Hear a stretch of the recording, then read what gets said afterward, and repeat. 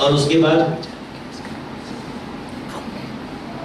आप एमएलसी करते नहीं, 3 महीने बाद पुलिस पहुंचती आपके पास, उसको अरेस्ट करने के बाद कुठे ट्रीटमेंट घेतलं होतं, तर you are the person treated, आणि फिर आपको क्वेश्चन करती की साहेब तुम्हाला कळलं होतं तर का आम्हाला इन्फॉर्म नाही केलं, आम्ही 3 महीने आधी माणसाला अरेस्ट केलं असतं. आप समझ रहे हो क्या बता. सिगरेट बंद, बहुत सारी फीमेल आती ना हस्बैंड और आप ध्यान नहीं देते हो, अब बाद में यही केस जाने वाला है, डाइवोर्स मैटर में जाए या डाउरी इशू में जाए, 498 में जाए, तो वो सब सिगरेट बंद बिकम वेरी इंपॉर्टेंट की you are treating doctor, you have treated. वाक्य आपसे बोलते मी आली होती ना, असं जाळलं होतं, सांगितलं होतं सिगरेट मी चटका लागला मला. My friends, MLC is mandatory because to inform administration for any crime is a legal duty of our human being. Legal duty. We are legally bound as per the Constitution to inform administrative authority if there is a crime happened in your territory. And if you don't do that, you will be held responsible. But I know practically it is not possible. To inform everything to the police is practically not possible.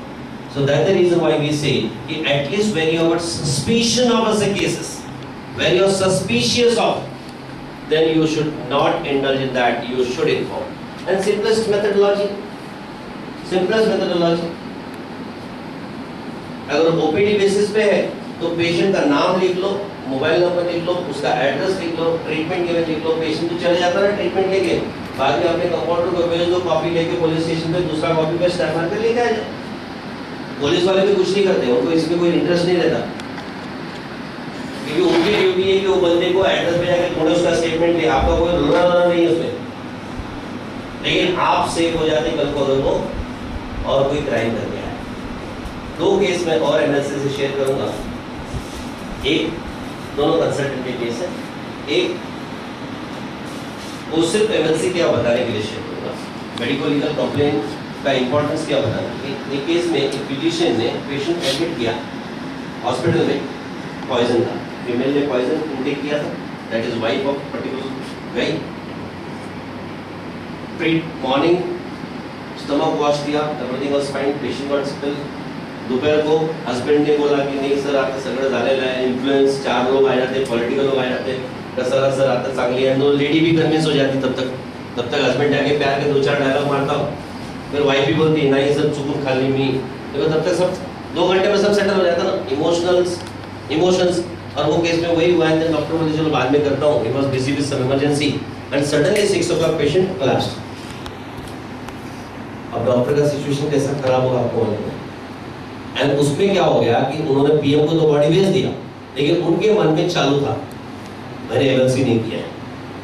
And उतने में police का call आया, 1 घंटे में तब तक body PM हो गई, पेपर आ गया, सब कुछ आ गया. फिर डॉक्टर साहब जरा पुलिस स्टेशन आया.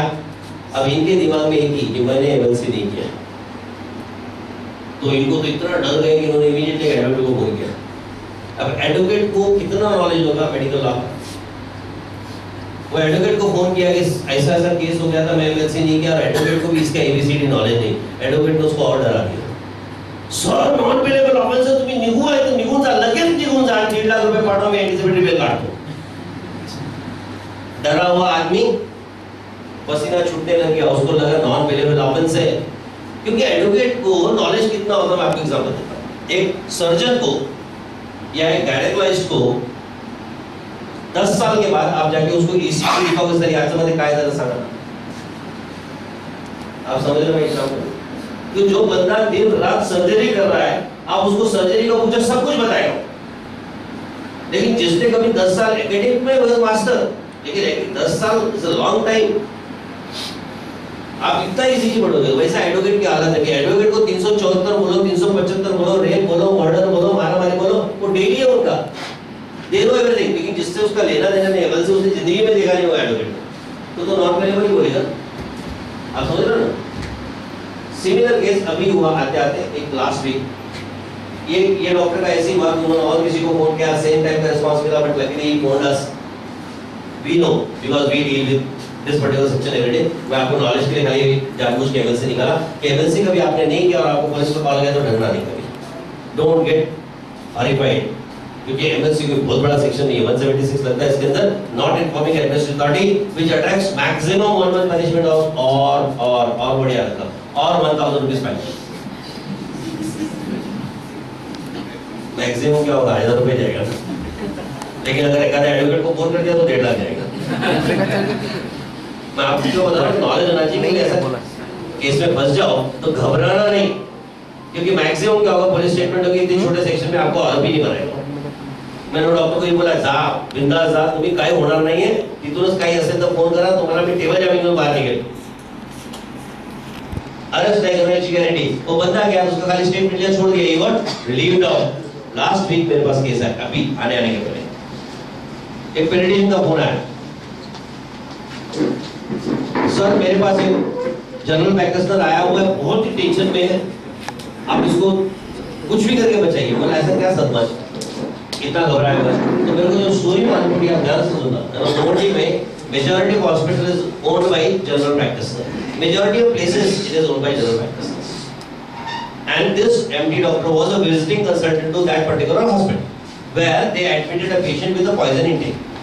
ये अभी लास्ट वीक की स्टोरी है। मोहंडी में मुस्लिम्स कम्युनिटी, मुस्लिम पेशेंट थी, जीपी का ओन हॉस्पिटल है, तो जीपी का इन्फ्लुएंस नेचुरली ज्यादा रहेगा। नया एमडी मेडिसिन डॉक्टर था, वो बंदा विजिट के लिए गया और बोले हम पुलिस कंप्लेन करेंगे, और उनकी बीच वालों ने फिर मांडली किया, तो उन्होंने बोला आपको 3 लाख रुपए देंगे तो हम मान जाएंगे। मुस्लिम कम्युनिटी, उन्होंने बोला कि नहीं देंगे तो हम अभी पुलिस स्टेशन जाते। और ये डॉक्टर भाग के आया पेडिट्रिशियन के पास। When we heard the case, I said that doctor, we go and settle the matter immediately. The practicality says कि वो 3 लाख वो नहीं देगा तो तुम दे देना, क्योंकि if at all the female side goes and complains to the police, ये बॉडी को उखाड़ेंगे बाहर, they are going to take out the body out, and PM को भेजेंगे and it turned out to be a poison intake, तो police ये नहीं बोलेगी suicide किया, पुलिस ये बोलेगी मर्डर किया है, and you will be arrested under 201 wiping of evidence, supporting a criminal, minimum 45 days, normally 90 days, but minimum 45 days will be behind the bar।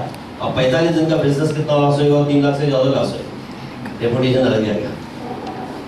या फिर जाके दोनों फैमिली को बैठ के समझाओ कि you are going to get arrested, कह वो जाके उसने रातों रात सेटल कराया उनका मैटर। टच वुड अभी तक कुछ नहीं हुआ, 1 हफ्ता ही हुआ है, लेकिन we are still having a fear कि एनोनिमस कॉल किसी ने कर दिया ना, एनीवन कैन इन्फॉर्म, तो बॉडी को निकालेंगे। So my friends, B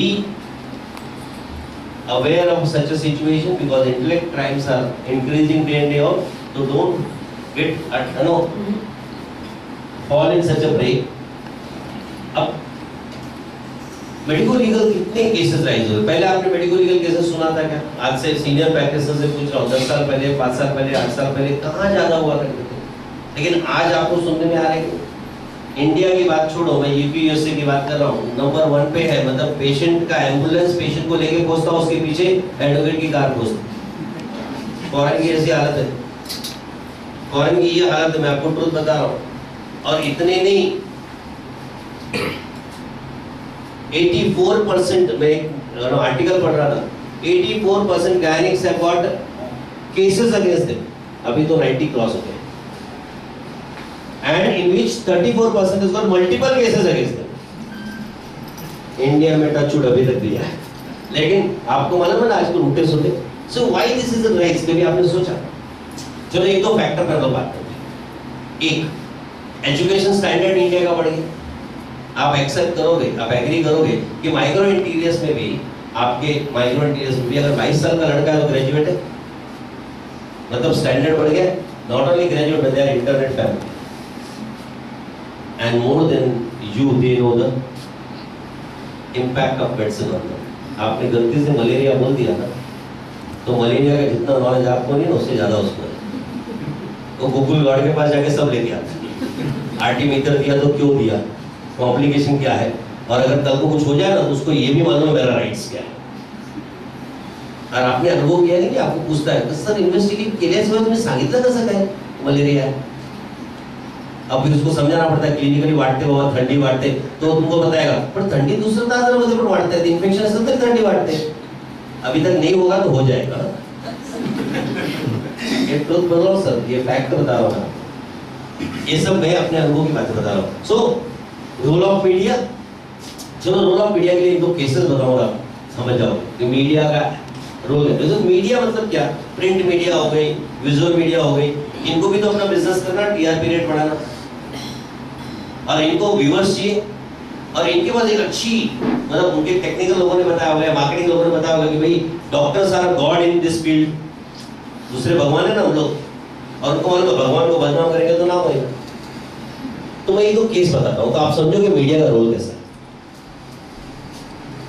sign में क्या था, 65 years old lady senior most doctor, कभी वो बोलते हैं जिंदगी में हमारे साथ सदमा नहीं हुआ, ऐसा बोलते ना सर, आता पण होय झाला पण एकही केस नहीं झाले, ऐसा होगी थी मैडम, 65 साल हो गया सर, एक भी केस नहीं होता मेरे साथ, आज तक नहीं हुआ, मतलब टच वुड नहीं होना चाहिए, और ये सदमा आया उसको। अब पेशेंट आया उसके पास, ईचिंग, अर्टिकारिया विद गिडीनेस, एक छोटा बच्चा लेके 5 साल का, इसके क्लिनिक पे आया, इसने देखा तो पेशेंट को दूसरे पेशेंट देख रही, तब तक ये पेशेंट उनके टेबल पे सो गया, मतलब 12, उसको बहुत ज्यादा चक्कर आ रहा था, she immediately came out and she check the blood pressure, तो पेशेंट वाज इन हाइपोटेंशन।